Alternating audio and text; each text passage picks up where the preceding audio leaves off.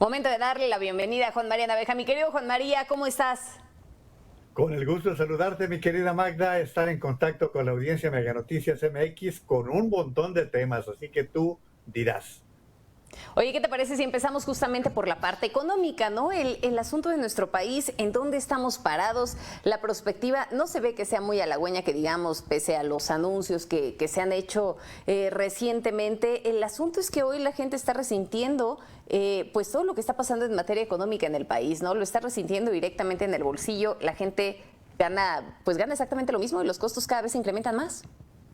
El impacto es para toda una generación, cuando no dos, mi querida Magda. Digámosle a nuestra gente, el Producto Interno Bruto es la suma total de la economía de un país.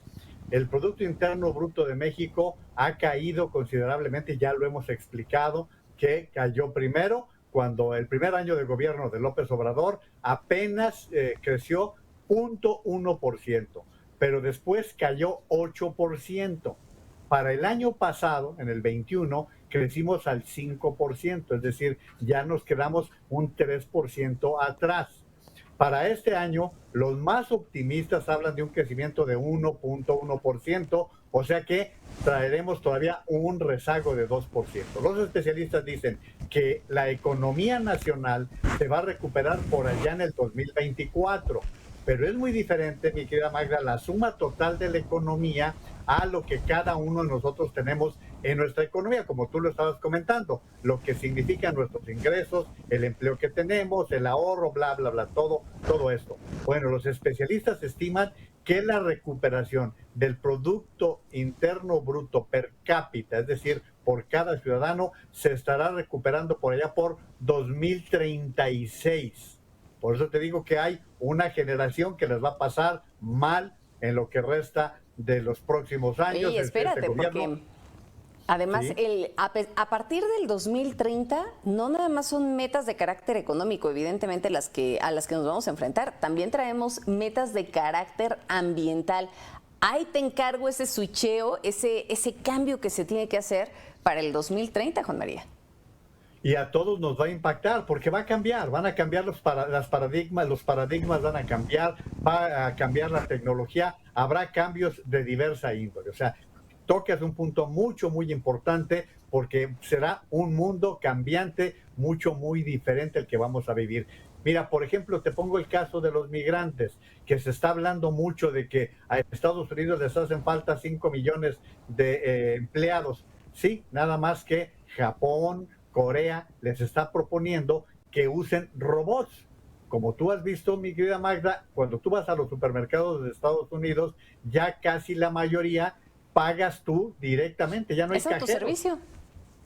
Así es, y en muchas cosas y en muchas áreas está pasando eso, en donde se están ahorrando los empleos y con la entrada de robots, pues más todavía. Entonces, esto está implicando cuánto falta para que también aquí en México ocurra otro tanto, en donde muchos empleos se vayan cerrando por la llegada de la tecnología. Por eso es lo que mencionas, es muy importante y lo que estamos viviendo en la actualidad, mi querida Magda, los cuatro motores de la economía han estado muy impactados. El único que más o menos escapa, es el relativo a las exportaciones, pero el consumo privado a veces está bien, a veces se deprime, a veces baja.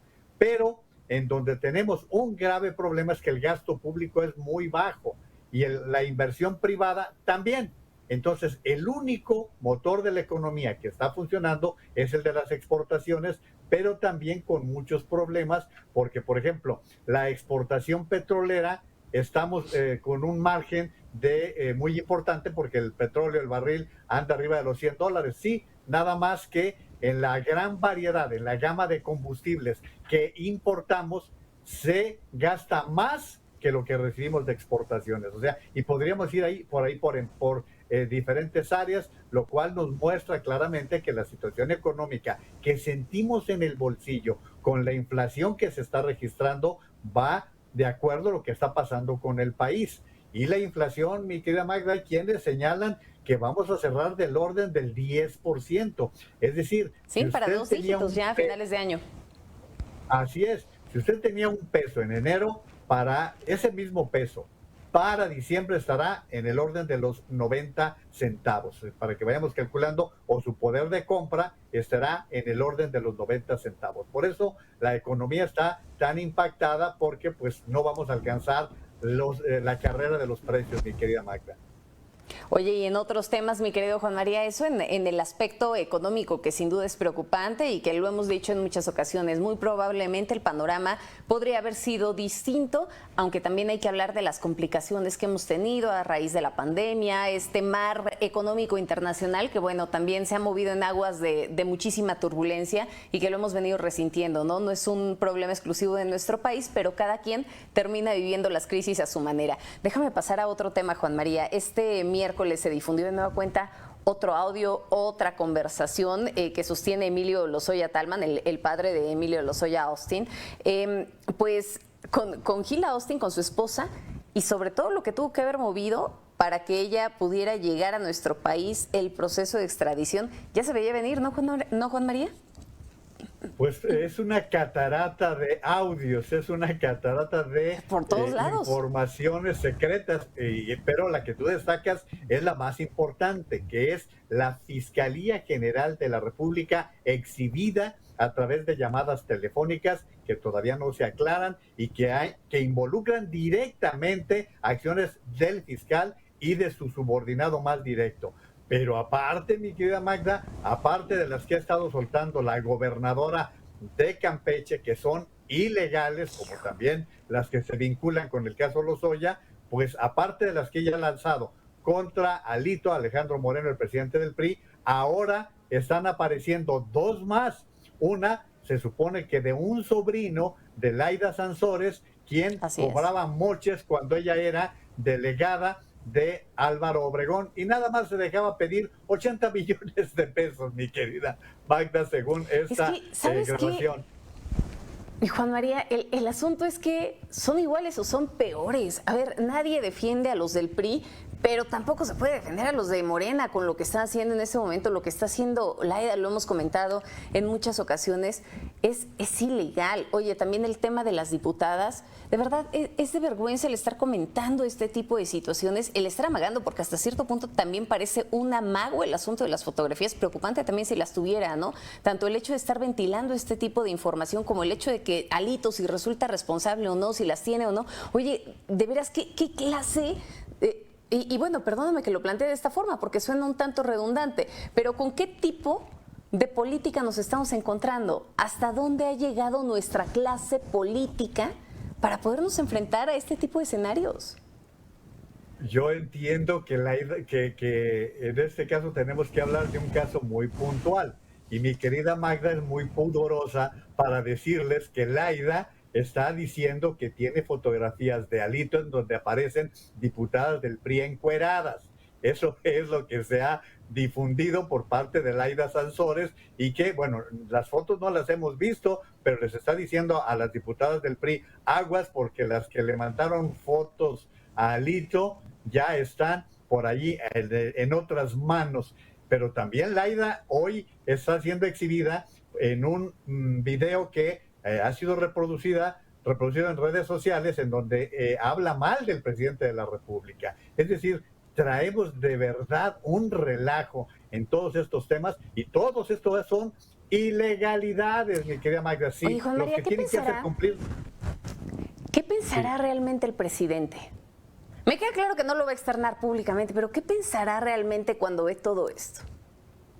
Pues mira, no sé si le dé la importancia tal, porque de los temitas sueltos que te quería presentar, el presidente dice, me criticaron por cómo me senté cómodo. A ver, yo sé que es irrelevante si traía el botón abierto o cerrado, si estaba bien o más, es peccata minuta. Sí, pero es un jefe de Estado, representa a todo un país. Para eso hay especialistas que te orienten cómo ir vestido, qué tipo de corbata, qué tipo de traje, cómo aplastarte. Todo ese tipo de cosas son parte de una especialidad, y existen en México un montón de especialistas en materia de imagen personal. Tú lo sabes, mi querida Magda, te enseñan hasta peinarte, vaya, existen, y todo esto es parte de la presentación de un alto funcionario, del representante de un país.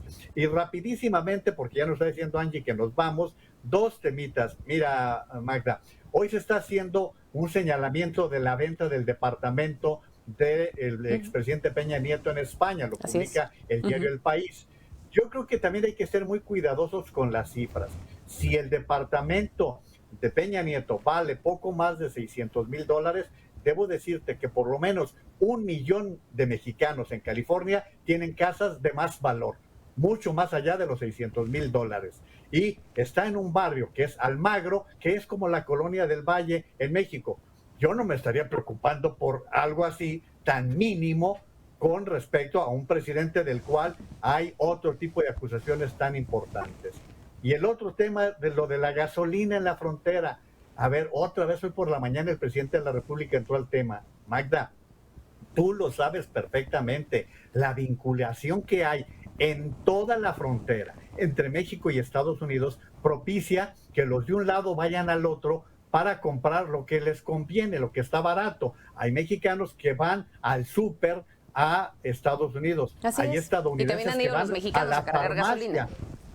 Así es, o van a la farmacia, o sea, hay un intercambio natural. Los mexicanos que viven en la frontera tienen permisos para poder entrar a Estados Unidos hasta 25 millas más adelante, más o menos, y tienen también permisos de entrar rápidamente con su automóvil. Todo esto es parte que todo mundo sabe. No lo puede presentar el presidente a su homólogo, Joe Biden, como una gran concesión por parte de México. Creo que este tipo de detalles no se pueden perder y menos perder el tiempo tan importante con tantos asuntos que tienen dos países, mi querida Magda.